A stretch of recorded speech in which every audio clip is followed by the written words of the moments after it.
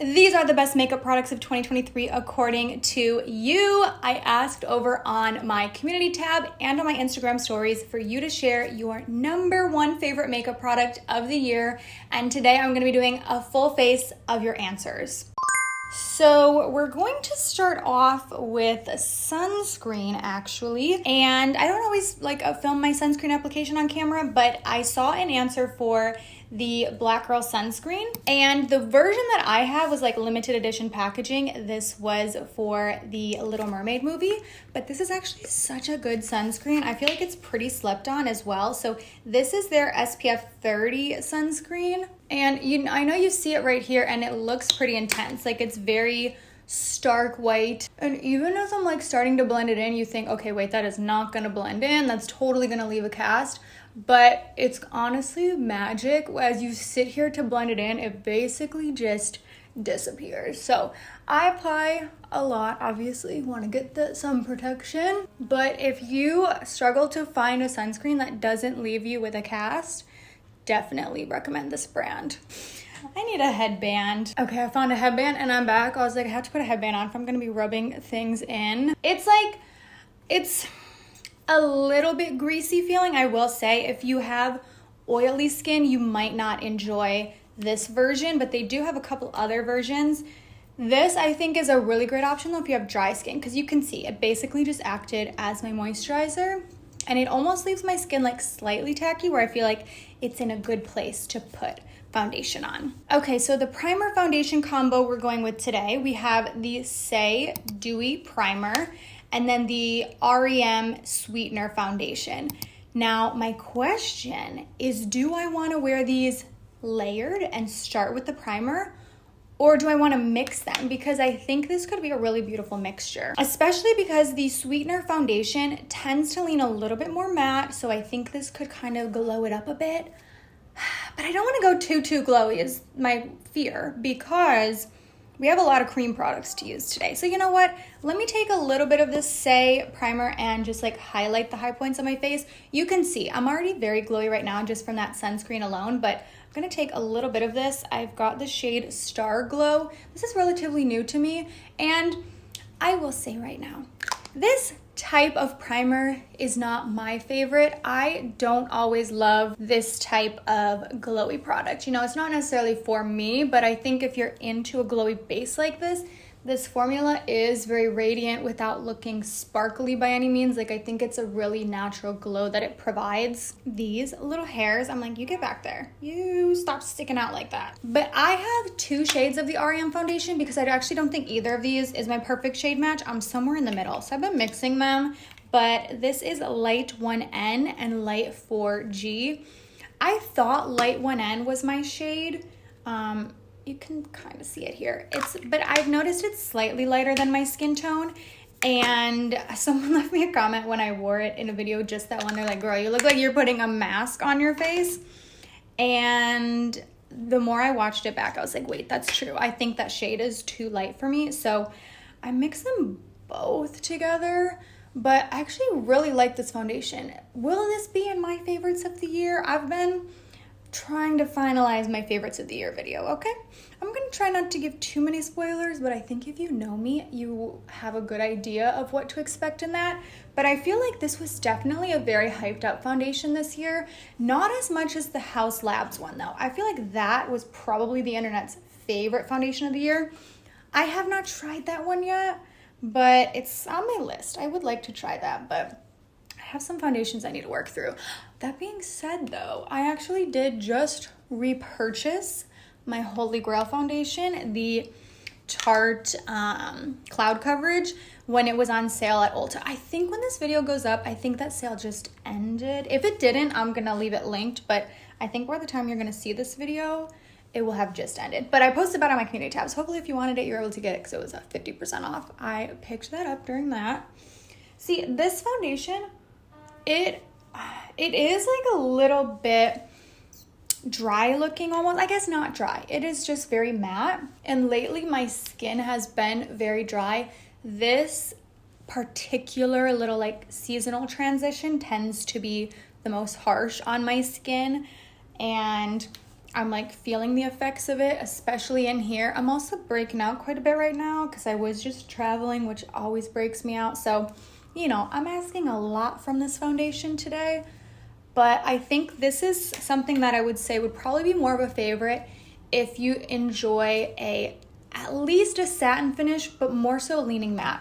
If you're a dewy foundation lover, this is probably not for you unless you're planning to mix it with something. But I think this foundation looks super smoothing on the skin. I find that it wears well. It's definitely a great formula, and it has a ton of shades. The next favorite is this from Catrice, the Eye Brightener. Why did I say that so weird? This is called Instant Awake.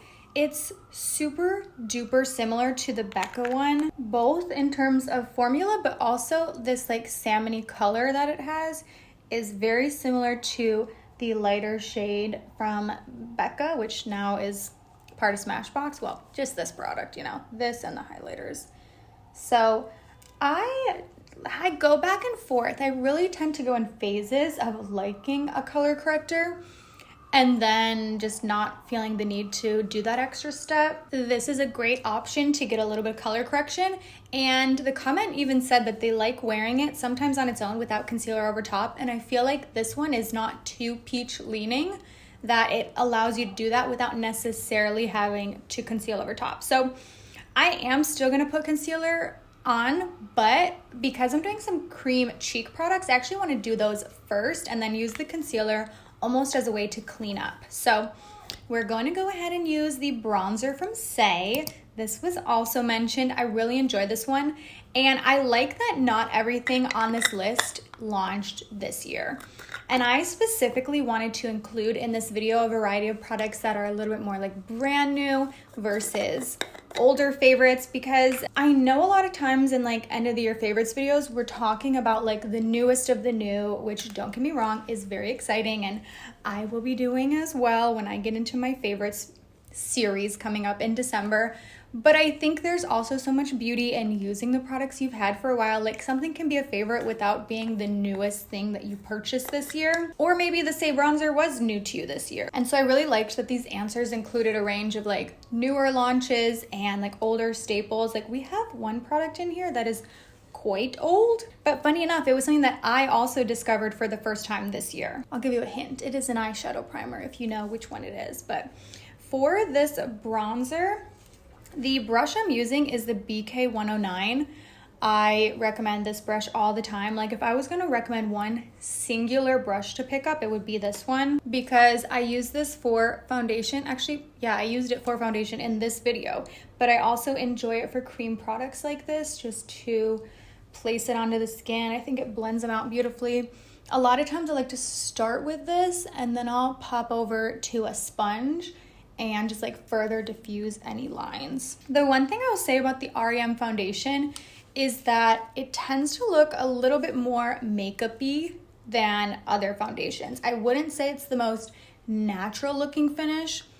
It's not full on cakey, but you definitely would not look at me and think, oh, she's not wearing any foundation. You can definitely see the product on the skin and it is perfecting, but at the sake of seeing the makeup, you know what I mean? Like it's not heavy, but it's definitely visible. And it's like kind of a contrast, because so many of the foundation launches that have been incredibly popular these last couple years have been very skin-like and almost undetectable. This feels more like, I don't want to say an older foundation formula, because I do think it sits really comfortable on the skin, but it's less of your like skin tint serum-y consistency that's been so popular over the last few years. And it actually has a bit more pigment. It's a bit more of a mattified finish. So depending on your preferences, I could see a lot of people really liking this, especially if you're like over the skin tints. But I could see how some people might find it a bit heavy. You know, obviously not as heavy as the like 2016 full coverage, full glam era, but you know what I mean. Okay, for blush, the Tower28 blushes. And these I do like, but I think this formula is one that sits very, very dewy on the skin. So you have to be into that finish. But this shade in particular, Magic Hour, I think is so beautiful. The brighter pink one is the one that I feel like I see talked about the most. But this nude shade I think is absolutely stunning. And I've been very, very into nude blush lately. I think there is something so natural about it. It tends to match any makeup look that you're pairing it with, regardless of like the eyeshadow tones you're using, the lip color. Like a nude blush is always going to be your friend. And I mentioned in my trends video that nude blush, she's coming in. It's going to be like the next big thing. These more nude or peachy tones in blush, I really think are going to be replacing the brighter pink shades that we've seen so prominently the last couple of years, and I'm excited about it. So here's this. Maybe we'll do a little more. Maybe I'll go a little bit heavier on this. This shade, I swear, I just find it such a flattering tone. Like it's one of those blushes that when I wear it, oh, that was too much. I'm just like, wow, my makeup looks really nice today. And I don't even necessarily mean that referring to the finish and like the dew of this, because you know, the dew is nice, but it's like specifically the color. I think it's so flattering. Okay, see, this is why I do the blush before the concealer, because you're like, whoa, what's going on there? Don't worry, we're gonna use a little bit of concealer and it's going to kind of tame down that really stark edge that I just created and simplify it a little bit, or at least like diffuse it. So the concealer, there were a couple that I was seeing repeated a lot. Definitely the Tower28 Sunny Days concealer, definitely the Natasha Denona concealer, but I decided not to pick those to wear today because I had just talked about them in my video about like most hyped up makeup of the year. So I wanted to mention this favorite that I saw, the Flower Beauty Get Real Serum Concealer. This, I'll tell you right now, is definitely one of the best drugstore launches of this year. This is a really beautiful formula. It actually reminds me a lot of the Tower28 Sunny Days concealer, both in terms of the pigment level and the way that it sits on the skin. But for me, this one just wears a lot better than the Tower28 one.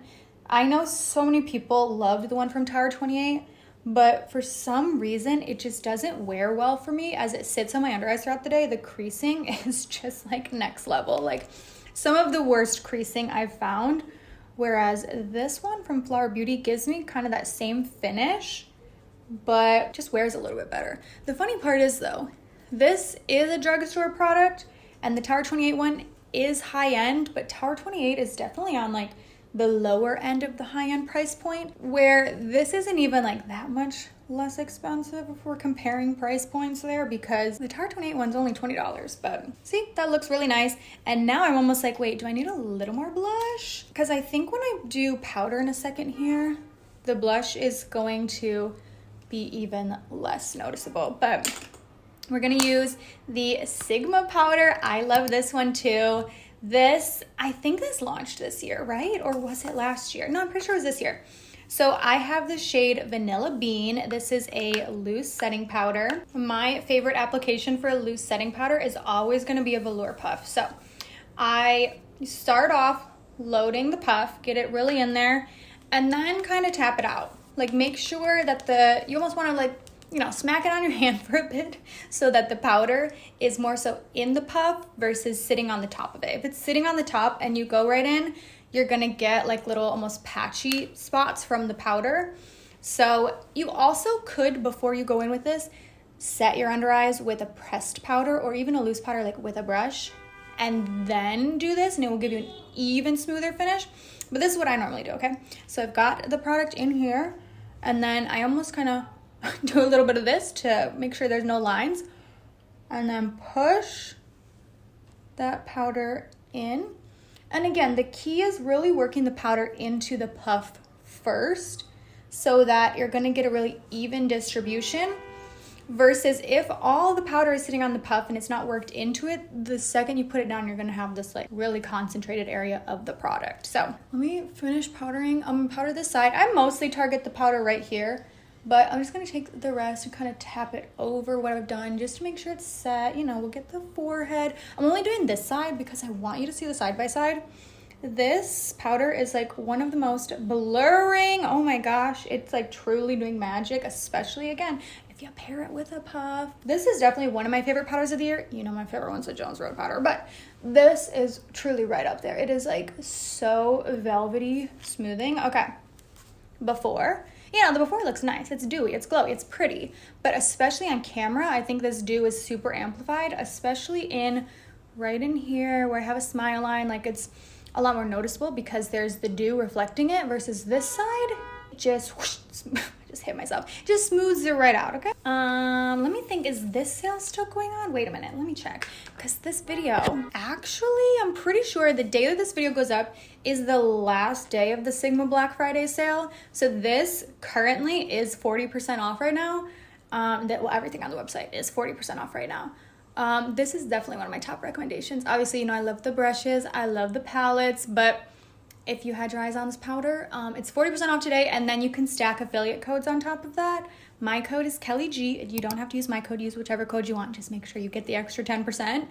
And yeah, I just checked. Today's the last day for that. The horns are like a little bit more than normal today. I don't know what's going on outside my window, but okay, we're doing eyes now, but first we're going to do this primer. This is the one I referenced earlier. It is the Milani eyeshadow primer. This one, I'm pretty sure I saw at least twice, maybe 3 times as a favorite between like Instagram and YouTube. So this was one that was actually new to me this year. I tested this out in a video where I was trying out other creator favorites, and this was a favorite from Beauty Unhyped on Instagram. And this is a really great eyeshadow primer. The only downside in my opinion is that this is, I mean, it essentially is like a clear eyeshadow primer. It has like a minor tint to it, but I wouldn't say it does any like color correcting. So if you have really noticeable veins and you enjoy a primer that conceals that a little bit, you might not like that about this formula because it is a bit more translucent. If anything, I would say the formula reminds me quite a bit of the primer potion from Urban Decay. Not an exact dupe, but like similar concept. And it's a great primer, like definitely does what it needs to do. Okay, the palette. So the #1 answer that I was reading was very unsurprising. It was the Natasha Denona I Need a Nude palette. I did not purchase that one this year, though every day I get a little bit more tempted. Every time I read a comment saying that was the best palette of the year, I'm like, well, maybe. Even though I'm so much less into eyeshadow, I'm like, Kelly, it wouldn't make sense for you to buy it. You barely wear eyeshadow.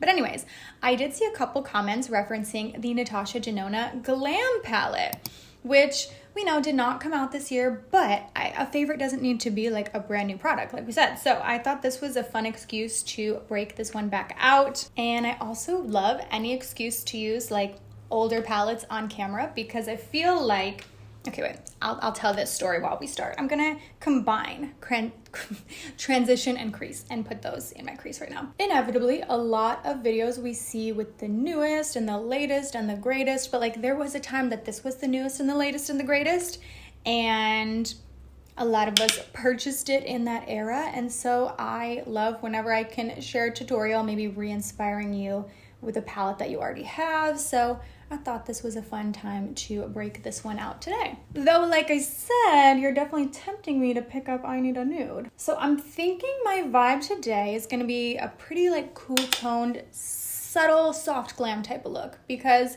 I've definitely been more into cool tones lately. You heard me mention that in the trends video that I think that's gonna really gain momentum as we head into 2024. Figure, let's do a little take on that today. Okay, now taking just the shade crease and start working that into the outer corner just to start building up a little bit of depth around here. One thing that's always so interesting to me about Natasha Denona palettes, the shades translate so differently on the skin from what I would assume based on the way they look in the pan. Like a lot of these look super light. Like this looks like it would be a pretty, where am I pointing at it? Yeah, a pretty light taupe shade, but on my fair skin, it translates much deeper than what most shadows would translate as that looked this color in the pan. Does that make sense? Okay, now I'm gonna take the shade Lash Line and wait for it. I'm gonna put it on the lash line. So this brush I haven't used yet. This is new from BK Beauty with their collab with Nikki LaRose. This is the eyeliner brush in that collab. And I'm gonna take this and stamp it on my lash line. Try to make like a little bit of a smoky wing. Okay, this wing ended up much lower than this one, but hopefully mascara will hide that when we get there. But I want to put a shimmer on my lid. I'm like, what do I want to do? Tell me why I kind of want to go with a pinky shimmer today. Is that gonna match though? It's probably not the best shimmer to be wearing with this. let's do, I want to do inner corner. This is like this goldish, not goldish, like kind of silvery-ish shimmer. And I'm going to start with that. And then take a little bit of center eyelid and put that more in the center of the eyelid slash kind of blend that out.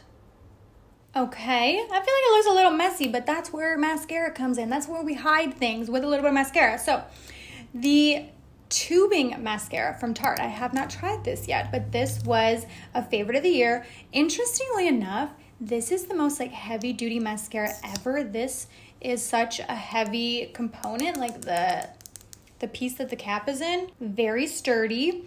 I love a good tubing mascara, and funny enough, with this one, I've heard very polarizing reviews on it.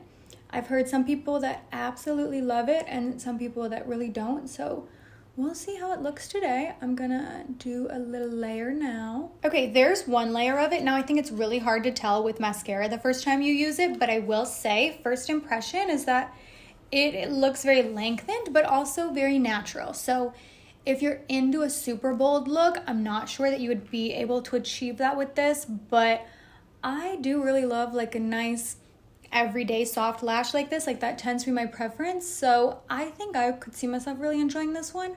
That being said, I think with the eyeshadow, I need a little bit more. So I'm gonna see if we can build this. Okay, I think I like this mascara right away. I don't know if it'll be a tip-top favorite for me, but I never like to judge a mascara right away because I feel like they hit their prime in a week. So thoughts to come.